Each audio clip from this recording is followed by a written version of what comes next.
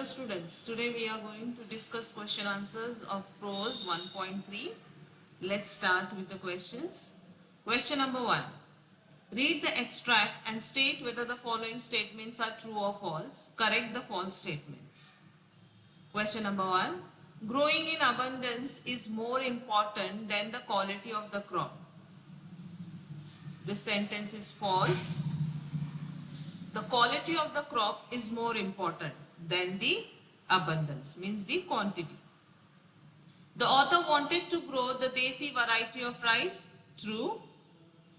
The author did not succeed in finding kasbai. False. He succeeded. He got it from the Adivasi woman. The aroma of the Desi rice would spread around the village. Yes. True. Newer hybrid crops have a great appetite for chemicals. True. The author is an example of reverse migration. True. Next question. Complete the flowchart and consider this an example of note making. Now what is note making? Here students, in note making you select or you draw any one kind of web diagram, and in that web diagram you mention the important points of the passage. Now in this note making, now here in this web diagram, here what we are going to do? We are going to fill in the information. They have asked you to write about the discovery of kasbai rice by the writer. So how we will write? We have to write it in bullet points. We don't have to write the exact sentences here. Now they have mentioned, they have given the first step here, that in April 2005 he started his search for kasbai rice. After that, now we have gone through the prose, we know what he did. After that he visited he visited nearby villages. He went to the agricultural officer for the information about the kasbai rice. So here you will just write visited nearby villages and agricultural officer. After that, we know that he did not succeed in getting any information about kasbai rice here. So he went to the Mahamandal at Kasa. He visited, so here you will write third one, visited Mahamandal at Kasa. Here also what happened, he was not able to get any information about the rice. So later on he went to after that he went to a person named Devu Handa. He met the person named Devu Handa, who gave him information about the Adivasi woman from where, or who gave him information about the tribe where he could get the kasbai rice. So here three boxes you have to fill in. First box you will just write here visited nearby villages and met agricultural officer. Afterwards you will write went to or visited Mahamandal at Kasa, met the person, the ex-sarpanch of the village named Devu Handa, who gave him information about the Adivasi woman. Understood? So here in note making, in your examination also they will give you a passage and you will be asked to prepare a note on it. So you can choose any one kind of web diagram and accordingly you have to just fill in the important points. Keep in mind. Next one, question number 3. Read the text and fill in the blanks. One is done for you. The author wanted to grow organic moong. Now, Moru Dada wanted to spray dash on the moong crops. What did he wanted to spray? He wanted to spray pesticides. Baban's father and some elders mentioned the name of kasbai rice. Then hybrids need more dash, said Devu Handa. What did Devu Handa said? What they need? Hybrids need more water, pesticides. Yes or no? After that, the author brought dash of rice from an Adivasi woman who lived in remote hills. Now he wanted to bring 10 kilograms of rice, but that lady did not knew what is weighing scale and how to weigh and give, because she was from a tribe. So what she just gave writer one basket of rice. So we can assume it must be of 10 kilograms. So here you can just write that 10 kilograms.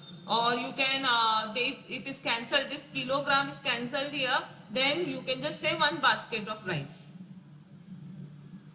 After that, question number 2. List the reactions of agricultural officer to the author's inquiry about Kasbai rice seeds. 1 is done for you. He had not heard about Kasbai.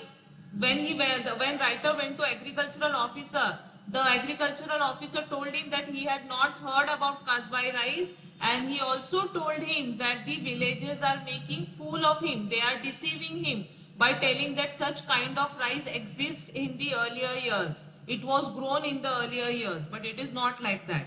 So here you can write the agricultural officer told writer that the villagers are deceiving him or they are making fool of him. And thirdly, he just told him names of new hybrids, and he also was ready to give him free of cost just for a trial. So these 2 points you can mention here. That he told writer that the villagers are making fool of him or deceiving him, and thirdly he told him name of new hybrids and was ready to give him free of cost for trial. After that, go through the text once again and note down Devi Handa's fond memories of Kasbai in your exercise book. 1 is done for you. Now 1 they have mentioned, Devi Handa has fond memories of Kasbai. They are as follows. How did he remember? What did he tell the writer about Kasbai? He told him that it needs less rain, it needs less pesticides and fertilizer, and even in floods it could stand strong. It was such a strong crop. These 3 things he told about Kasbai. Again I am repeating, it needs less rain, it needs less pesticides and fertilizer, and it could stand strong in floods. Okay.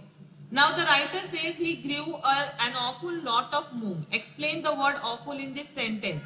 He was successful in growing. The first crop which he has grown on his farm was moong, and he was successful in growing an awful lot of moong. Means plentiful of moong.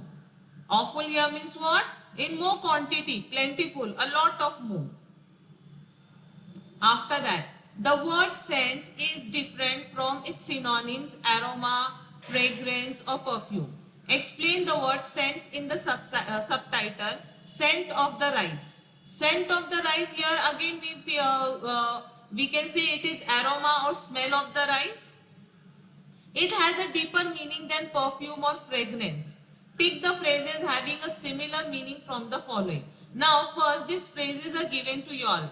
To know the correct phrase which you can say which is similar to the word scent here, first you should know the meaning of all these phrases. So in pursuit of means in try to attain to get something, try to attain something, get something. To smell the rat means to suspect that something is wrong. To be keen here, to be very eager. On the trail here means what? Try to find something. And to feel under the weather means what? To be ill. Understood? Meaning, again I am telling. In pursuit of means to attain something. To smell the rat means to suspect that something is going to go or something is wrong. To be keen, to be very eager. On the trail of, here means try to find something. And to feel under the weather means what? To be ill. So here they want you to write the synonym of this particular word scent. The subtitle scent of the rice, they want you to find the synonym for that. So here you can say this fourth one, D1, on the trail of. Here he was finding when the writer heard up from Moru Dada about the Kasbai rice. Moru Dada told him that the smell, the aroma or the scent of the rice was so you used to spread in the village, throughout the village, that the visitors who were going from that village were you can say forced to stop and have the rice. Such was the scent or the aroma of the Kasbai rice. So because after hearing this sentence from the Moru Dada, writer was trying, or he was very determined to get the Kasbai rice somehow. So here you can say this phrase, on the trail, means he was trying to find out to get the rice somehow from someone. So here this phrase, on the trail of, match or he is similar to the word sent. Now read the following sentences. She muttered in reply and we looked at Jeevan for a quick interpretation. See, listen carefully children. This is grammar. She muttered in reply and we looked at Jeevan for a quick interpretation. These are two complete sentences underlying the above sentence. See here, these are two complete sentences. One is she muttered in reply and other is we looked at Jeevan for a quick interpretation. Why we are saying these are two complete sentences? Because if I just tell you she muttered in reply, it is understood by you that she said something. You don't require the next part of the sentence for its meaning or for its completion. Yes or no? If I just say she muttered in reply, it is enough for you to understand what I want to say. Now leave this one. See the other part. We looked at Jeevan for a quick interpretation. This is also a complete sentence. We looked at Jeevan for a quick interpretation. If I just tell you this much, we looked at Jeevan for a quick interpretation. This is also understood. Here you don't require the first part of the sentence for its completion or for its meaning. It is understood. So this both the sentences, she muttered in reply and we looked at Jeevan for quick interpretation, are both independent sentences.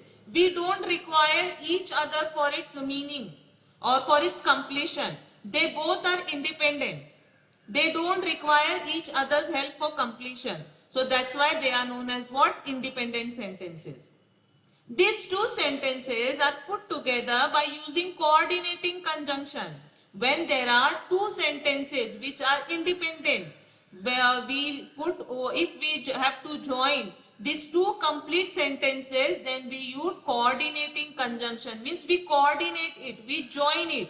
Two sentences, complete sentences are joined by a coordinating conjunction. So here, what is the coordinating conjunction by which these two sentences are joined? It is and.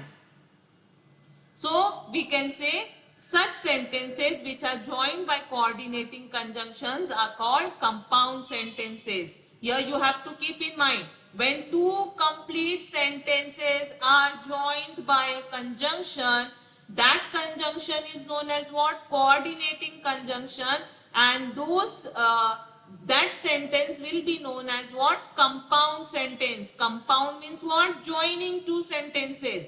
We are joining these two sentences by a coordinating conjunction. So that is why it is known as what? Compound sentence. Now you should know what are the conjunctions by which we can join two complete sentences. So the conjunctions by which we can join two complete sentences to frame a to frame a compound sentence, it will be and, but, either or, neither nor. These are the conjunction. They are known as what? Coordinating conjunction. These conjunctions you can use to join two complete sentences. Now keep in mind, in your exam, if they ask you to frame a compound sentence, so what you will do? That two complete sentences you will join it by a coordinating conjunction. So you should know what are the coordinating conjunctions. See, and, but, either or and neither nor. It is very easy. You have to understand that if there are two complete sentences and they ask you to write a compound sentence, so you have to just join it by a coordinating conjunction, whichever is suitable. Understood? Sentence A and B are simple sentence. These two complete sentences are known as what? Simple sentence. Why are they known as simple sentence? Because each of them has only one subject and one predicate. Now you all know what is subject? The doer of the action, she, is subject, and the rest part of the subject, rest part of the sentence is known as what? Predicate. So she, subject, muttered in reply, predicate. We, subject, looked at Jeevan for a quick interpretation, is predicate. So when a sentence is having one subject and one predicate, it is known as what? A simple sentence. That you have to keep in mind. And two simple sentences are joined by a coordinating conjunction. when we join two simple sentences by a coordinating conjunction, it becomes a compound sentence. That you have to keep in mind. As she muttered in reply, we looked at Jeevan for a quick interpretation. Now see this sentence. This sentence begins with a subordinating conjunction as. Now, why it is known as what? Subordinating conjunction? See, I'll tell you. Now, if I tell you only first part of the sentence, as she muttered in reply. If I tell you only this much, as she muttered in reply. So what you will say, miss, this sentence is incomplete. We are not able to understand what you want to say. It is incomplete. It doesn't have its meaning. You are not able to understand what I want to say. But if I say we looked at Jeevan for a quick interpretation, this one is complete. You can understand what I want to say. That we looked at Jeevan for quick interpretation. It is complete in meaning. So this part of the sentence, as she muttered in reply, is dependent on this sentence, this part of the sentence for its completion. Until and unless I tell you we looked at Jeevan for a quick interpretation, you don't understand the meaning of the first part of the sentence. Clear? And this part of the sentence is starting with a conjunction as. It is known as what? Subordinating conjunction. So you have to keep in mind, when in a sentence there is one independent clause and one dependent clause. This is independent clause. We looked at Jeevan for a quick interpretation. It does not require this part clause help for its completion. So this is independent, but this one is dependent. As she muttered in reply, it is incomplete. It is dependent on this clause for its completion. So it is dependent clause. So it is the dependent clause is also known as what? Subordinating clause. Clear? So as she muttered in reply, subordinating clause. Subordinating clause always starts with a subordinating conjunction. That you have to keep in mind. And when in a sentence there is one independent clause and one or two subordinating clause, then that sentence is known as what? Complex sentence. You have to keep in mind. See here, again I am repeating. Today I have explained to you all what is compound sentence and what is complex sentence. What is compound sentence? When there are two complete sentences having one subject and one predicate. Those two sentences, when we join with a coordinating conjunction, it becomes a compound sentence. On the other hand, when there is one main clause, means one independent clause and one or two dependent clause in a sentence, that sentence is known as what? Complex sentence. And complex sentence, in complex sentence, the subordinating clause always starts with a subordinating conjunction. Clear? I hope you have understood what is compound sentence and what is complex sentence by now. It is very easy. Again, in my grammar lecture, I am going to discuss this topic with you all, that is types of sentences or types of clauses. That we will do in detail. Just for you to understand and for you to do this exercise, they have asked you a question here related based on the prose here. So that's why I am explaining you here. Again in grammar lecture, I will explain this grammar topic to you all. See here, two simple sentences joined by subordinating conjunctions are called complex sentences. The subordinate conjunction need not always be in the beginning of the sentence. Now what they are saying? Two simple sentences joined by a subordinating conjunction. Subordinating conjunction makes the clause incomplete. Understood? Though it is simple, but it is an incomplete clause. It is starting with a subordinating conjunction. It is incomplete. Why it is incomplete? Because it is dependent on this part of the sentence for its completion. So they are saying that it is not necessary that subordinate clause will always come in the sentence. It will come first. It may happen that you will have first main clause and then the subordinate clause, or you have first the subordinate clause and then the main clause. Understood? Now make pairs and groups and find out some more simple, complex and compound sentences from the text. Now I've told you all, now I've told you what is simple sentence. If your sentence is having one subject and one predicate, it is a simple sentence. When there are two complete sentences and it is or two you can say independent sentences, two simple sentences joined by a coordinating conjunction, then it is compound sentence. If your sentence is having one main clause and one subordinate clause, means one independent clause and one dependent clause, one independent clause or one or two dependent clause, then it becomes a complex sentence. So now accordingly from you have to go through the prose and find out the simple, at least find out children two or three examples of simple, compound and complex sentence from this prose. It will be really helpful for you all. In your examination, if they ask you, write one example of complex sentence from the passage or write one example of compound sentence from your passage, then you will know what it is. So practice it.